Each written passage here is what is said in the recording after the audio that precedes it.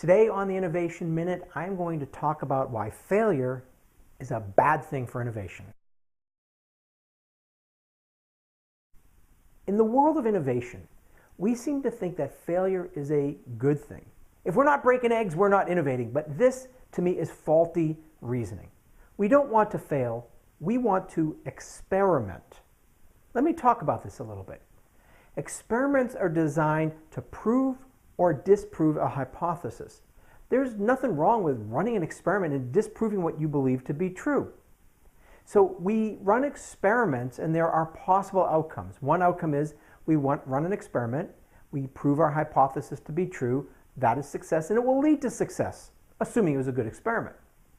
We could run an experiment, we could disprove a hypothesis, that is something we thought would be a good idea, proved to be a bad idea. This is not failure. This is actually success because we've disproven something, we've stopped investing in an innovation that would be a bad idea. Another possibility, though, is we run an experiment and we don't prove or disprove the hypothesis, or we prove a hypothesis to be true that, in fact, is not true. This is failure. This is when it leads to failure.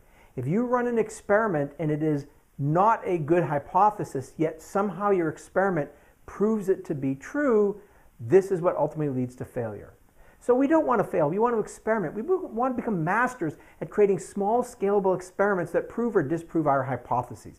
This is really what we want to strive for. Disproving a hypothesis is never failure. That is one of the greatest things we can do as innovators.